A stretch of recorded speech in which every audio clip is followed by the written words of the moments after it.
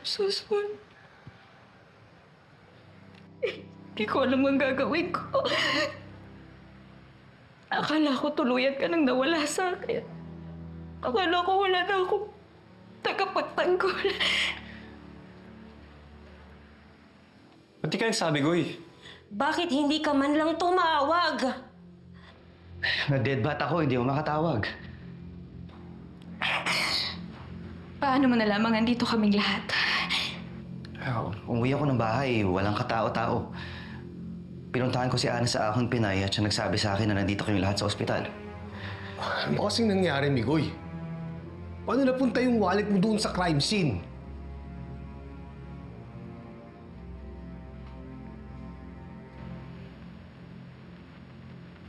Ano to?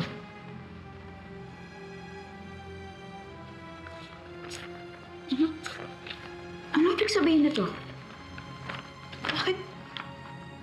Bakit may mukha namin ni Nanay at Ate Helena to? Chief.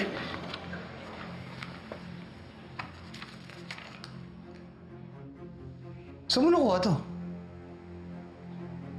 Sa hitman ni Eddie Imperial. Hitman? Parang riding in tandem? Juancho ang pangalan niya. Siya ang rason kung bakit na-aksidente yung nanay mo noon. Siya ang nautusan na pumatay pero hindi na natuloy. Teka,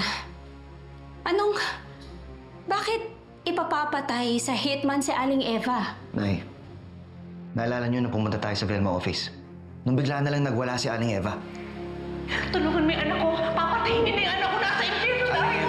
Aling Eva, okay lang po siya. Wala pong papatay sa anak niyo.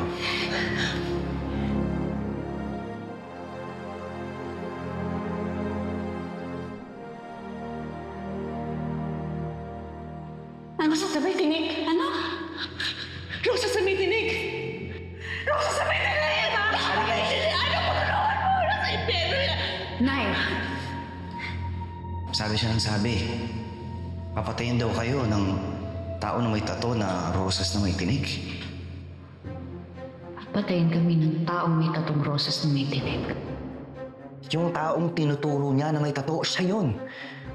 Siya yung dapat papatay kay Aling Eva.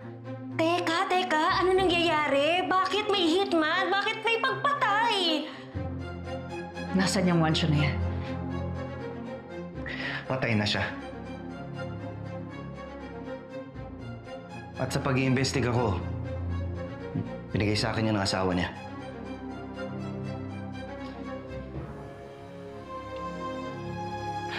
Kung ganun gusto ko makausap ang asawa niya. Baka siya ang maging susi para Hindi mo na siya makakausap, Noreen. Bakit? Patay na siya. Siya yung namatay sa pagsabog, kasama ng pinsan niya. Sinadya din yun? Opo. Pinasabog siya.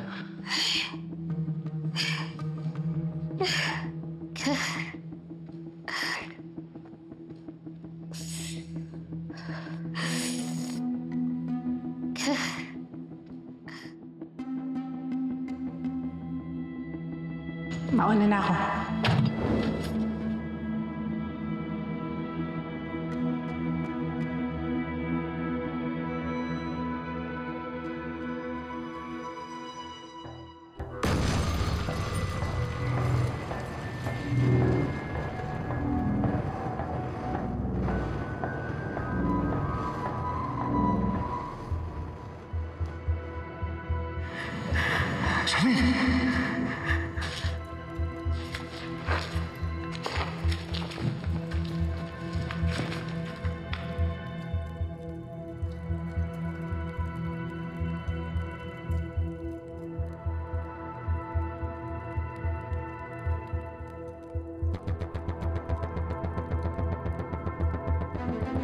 Boss, aligpit ko na asawa ni Juancho.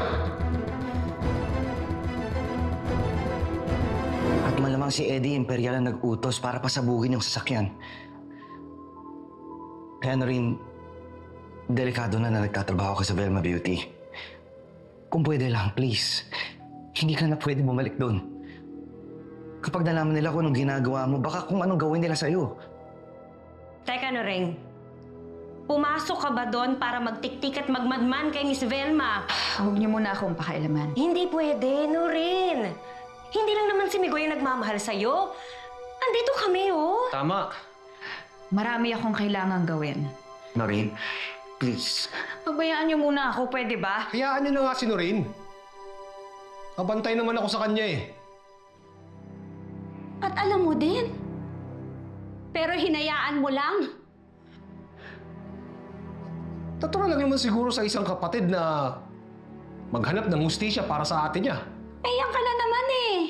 Kaya ka nga natanggal sa serbisyo, di ba? Dahil pinag-initan ka ng mga kasamahan mo hanggang maparisain ka. Pinaglaban ko kung ano yung tama. Kahit maapektuhan ng pamilya mo. Tama na po. Tama na. Na po kayong mag-away. I'm so sorry. Pasensya na po kung nadadamay kayo. Gusto ko lang talagang malaman ang totoong nangyari sa pagkamatay sa kapatid ko. Gusto ko managot sila. Silang lahat na gumawa nito sa ate ko. Pero pakiusap. Hayaan yung ako na lang ang maghigante para sa kapatid ko. Huwag na kayo. Hindi kakayanin ang konsensya ko. Kanina, nung nakita ko yung bangkay, hindi ko alam. Hindi kaya ng konsensya kung madamay pa kayo sa gulo ko.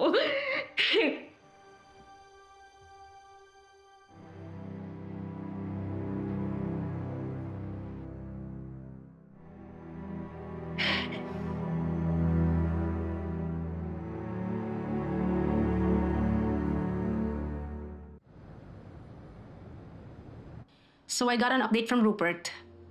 And na-trace na daw niya yung IP address nung nananakot sa inyo.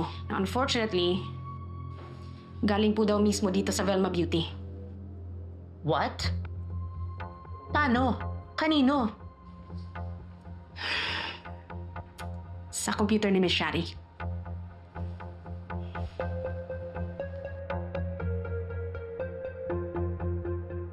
Someone sent me a video and I need to know who and where this person is. Hanapin mo tong Marie Armani na to. Okay, ma'am.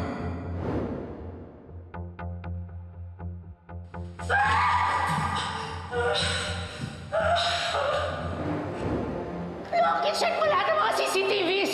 Alamin mo kung paano nakapasok yung Marie Armani na yan dito! Mahahanap ko rin yung Marie Armani na yan. And when I do, malalaman ko kung anong koneksyon niya kay Noreen.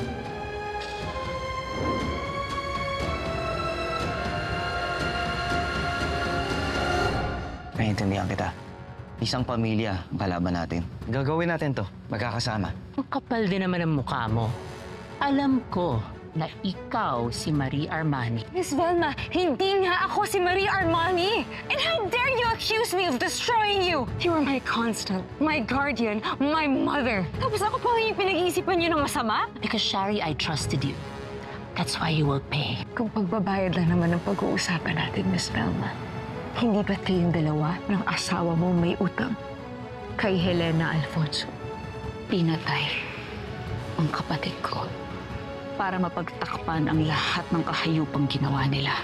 Kukunin ko ang lahat ng mahalaga sa kanila. Don't even go there.